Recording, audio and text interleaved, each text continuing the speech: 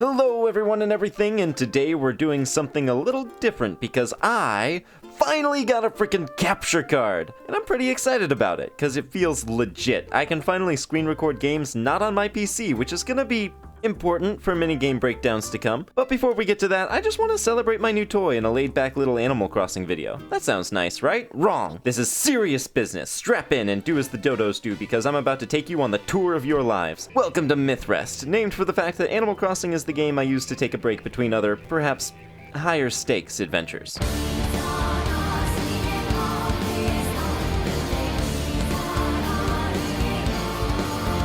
Here, myths and legends can kick their feet up and relax for a while. So we disembarked the plane and stepped right out into the main plaza. This was my #1 priority when I chose my island. For the uninitiated, in Animal Crossing New Horizons, your island is deeply customizable, save for just a few variables that get locked in when you first choose your island. And the town hall, or I guess resident services building, is one of those few things. So when I started up, I wanted one that was fully centered on the island because I am deeply OCD about that kind of thing. Mythrest is divided into 3 major sections. The 2 residential districts on the side, which I call the Sunset District and the Sunrise District, and then the Moonlight District is in the center. So seeing as we're already here, let's begin with the Moonlight District. The style I went for here was sort of modern American resort, though it's mostly just functional walkways for getting around quickly. You'll notice slight differences between some of the decorations used depending on which half of the island we're on, which will be more significant when we get into the neighborhoods. On the beaches, there are a couple amenities leaning into that resort feel, like this little beachfront sweet shop. A personal favorite touch of mine are these little fan palms lining the water's edge. Something about it feels so touristy. Likewise, we have a bunch of cabanas over here on the southwest. Okay,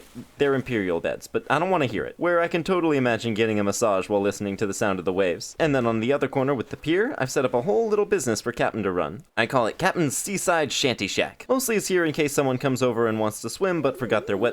But the headcanon is that my boy here does reef tours, and takes groups out to go snorkeling and whatnot. Lastly, in the Central District, if we head up the Moonlight Promenade behind the Town Hall, we have this big waterfall. This is a great spot to watch for shooting stars, or fireworks, or auroras. It's just here for looks, but man, it looks good. Okay, let's head on up into the Sunrise District. This spot is the first thing you see in the flyover, and I think it makes a strong first impression. As you see, we've changed styles quite a bit. The Sunrise District is inspired by a traditional Japanese aesthetic. Yes, I know those terracottas are forgeries. I like the shovels, okay? Here in the front of the museum, we have a bit of a Zen garden, and this is one of my favorite things about my town. I've definitely put a lot of effort and, well, bells into making it look pretty, but it's all designed with function very much in mind. It's not cluttered or difficult to navigate, and certain elements are very optimized, like all 6 of my town's thwackable rocks being in the same place. But this being a rock garden of sorts, it's a place that makes sense for them to be. Now, onto the main Sunrise Promenade, I've gone for a clear open-air market feel. I like to imagine my villagers peddling their various wares here to visitors as they stroll through. Down here on the right side of the river, I've got a small meditation garden where people can just vibe. I've got a lot of designated vibe spots, I know. Then downstairs we have a public bath area, which is definitely where we start to get away from the touristy resort vibes. Now, as we start seeing some of the houses, I will point out every single one of my neighbors' houses are customized, both interior and exterior, and I don't know why I feel the need to explain myself here, but I did always try to keep the designs in line with the default layouts, just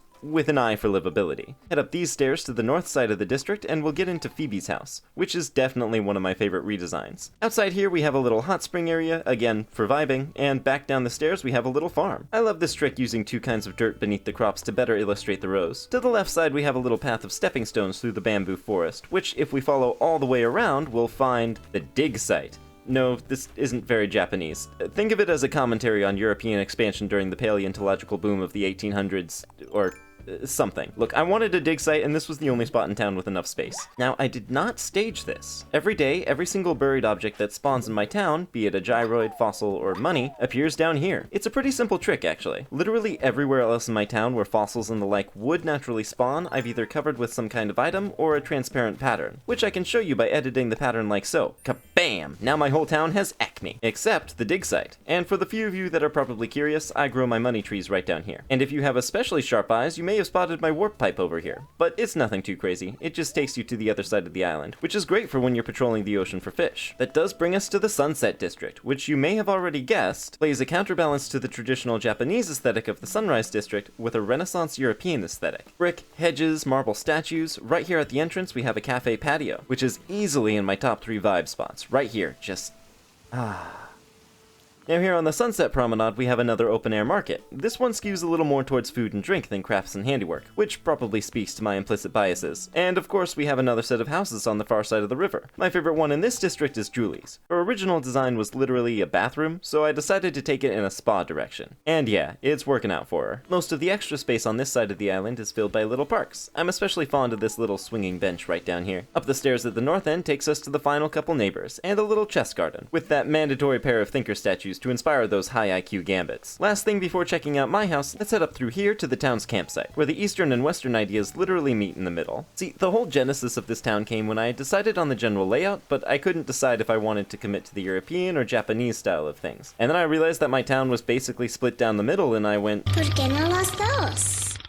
Finally, we have my home. The yard itself isn't anything terribly creative. I really didn't want to bill myself as living too much better than my neighbors, even though I did design the place from the ground up and the ungrateful. So let's head on in. This is the foyer. It basically started and ended with, hey, I can put a fountain inside, and so it's basically just an indoor courtyard. Over here, we got my kitchen. Got my happy home paradise picture smiling at me whenever I cook, and I did design this little space screensaver thing on the TV, since these ceiling screens don't actually do TV things. And yeah, it'd suck being the one in the middle here and having to excuse yourself to the bathroom, but hey, at least it's a really nice bathroom. I've always loved the idea of drawing off after a bath by sitting in front of a fireplace. Maybe one day. Last on the main floor is the bedroom, which honestly, forget everything else in here, even the bed. All I want in my bedroom is this massive wall-to-wall window. I would be drunk with power. Upstairs is the main entertaining space. This is where me and the gang have those deep conversations at like 3 a.m. after the party's over and everyone else has gone home. And even though the party was fire, that talk is the highlight we all remember. Except this is a video game and all my friends are outside. And for the very end, downstairs we got the library, a little study zone. This throne is literally the last thing I added, which makes it the crowning touch. And if you turn the secret bookcase, you find my villager's laboratory. This is where she studies the very reality around her. After that one time Cranston told her all that weird stuff, she started noticing that parts of her life just don't add up. And with just a little more proof, she'll be able to determine the cruel truth of her existence. And oh god, life is a stimulation, please send help! Thanks so much for taking this little break with me. If you saw something you want a closer look at, here's my town's stream address. Come check it out if you like.